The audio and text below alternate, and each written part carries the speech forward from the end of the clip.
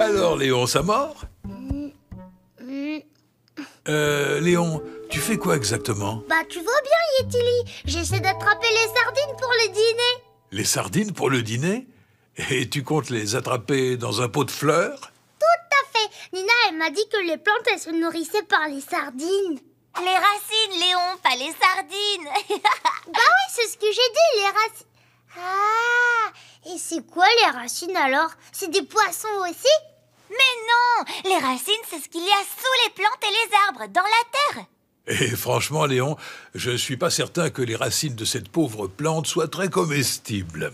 Oh, bah on fait quoi alors? Eh bien, mes souris, puisqu'on ne pêchera rien aujourd'hui, si nous partions chasser. Ah oui, notre histoire!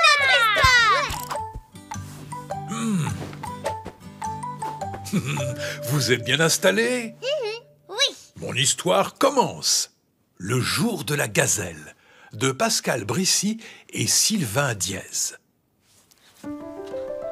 Chut, pas un bruit. Mais on n'a rien dit. Non, Nina, c'est pas pour vous, c'est le texte du livre.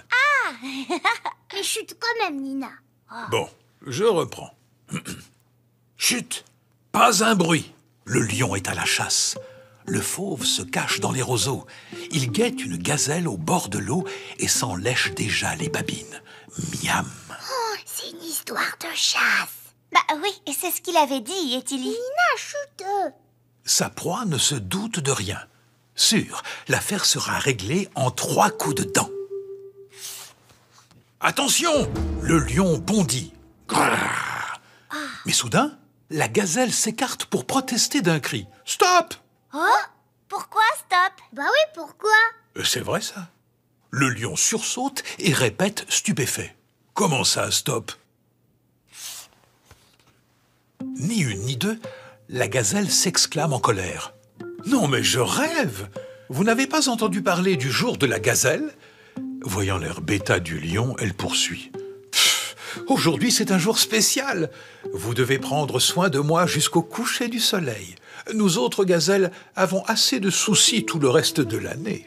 Il peut pas la manger alors? Eh non, le jour de la gazelle, on ne touche pas aux gazelles. Ah, d'accord. C'est comme quand c'est le jour de Nina. Tu dois faire tout ce que je veux. Oui, bah ça change pas d'habitude.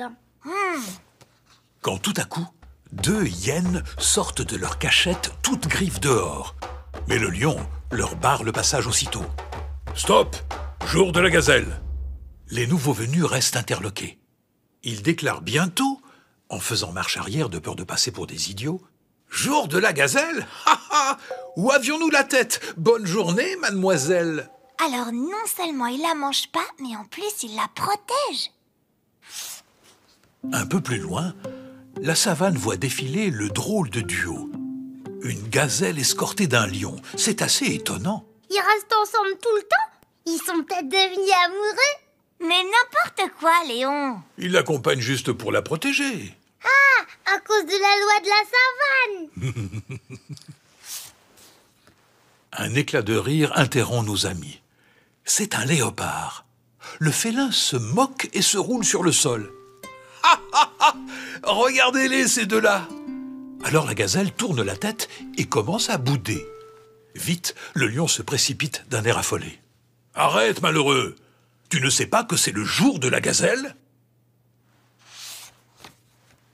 Le léopard reste bouche bée en apprenant la consigne. La gazelle en profite pour lui demander « Eh bien, mon ami, rendez-vous utile. Allez me cueillir des fleurs. » Le léopard grogne, prêt à se fâcher. « Des fleurs? Et puis quoi encore ?» Mais face au regard du lion qui trottine près de sa protégée comme un toutou, il préfère obéir avant de déguerpir. Pouah! Bon débarras! Ah, elle est maline, cette gazelle.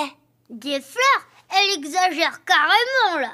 Mais pas du tout. Quand c'est ton jour, tu peux demander tout ce que tu veux. D'ailleurs, Léon, va me chercher un milkshake à la vanille et un collier de pierres précieuses, s'il te plaît. Oh, bah tu rêves, hein. Nina, tu exagères. Enfin, sauf peut-être pour le milkshake, ce n'est pas une mauvaise idée. On verra ça tout à l'heure. Avec mon collier. Un moment plus tard, c'est un crocodile en quête d'un déjeuner qui s'ajoute à la fête.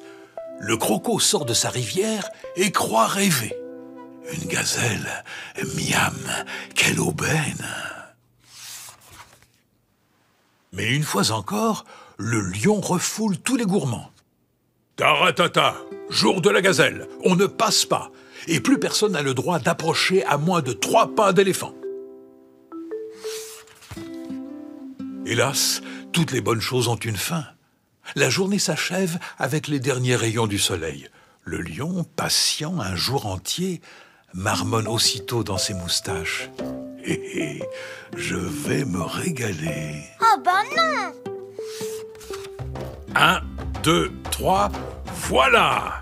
Le lion ouvre la gueule en grand. À table! Waouh, t'as vu ces dents immenses? Il va la croquer d'un coup. Mais la pauvre gazelle, Léon! Eh ben, ça t'apprendra. Mais c'est vrai quand même, la pauvre gazelle. Bah oui. Ah non, non, pas question. Maintenant, c'est la journée du lion, le seul jour de l'année où ils sont sages comme des images. Ah, bien joué! Eh bien, quel retournement de situation! Oh, mais pourquoi il la mange pas alors? Mais parce que la gazelle, elle a encore trouvé une excuse pour que le lion la mange pas. Elle est terriblement forte. Oui, bah n'empêche, je comprends pas très bien, moi. Quand c'est le jour de la gazelle, elle a le droit de faire que ce qu'elle veut. Et quand c'est le jour du lion, il a pas le droit de manger la gazelle. Alors que c'est ça qu'il veut. Et qu'il devrait faire que ce qu'il veut. Oh, mais ne t'inquiète pas, Léon. L'histoire ne nous dit pas de quoi demain sera fait. Mais ce qui est certain, c'est qu'elle est finie pour aujourd'hui. Et demain, pour le jour de Nina, tu nous liras une histoire de princesse et de rhinocéros. On verra, Nina, on verra. En attendant, si vous alliez chercher ces milkshakes à la vanille... Ah oui, d'accord. Tu viens, Nina? Non. Mais ramène-moi un à la framboise plutôt. Je... Je plaisante, j'arrive. Oh là là, c'est une blagueuse, hein. Et n'oubliez pas les petits parasols en papier surtout, hein. Je crois bien qu'en fin de compte, c'est le jour du Yeti. Bon, en attendant qu'elle revienne... Et hop, un peu de lecture.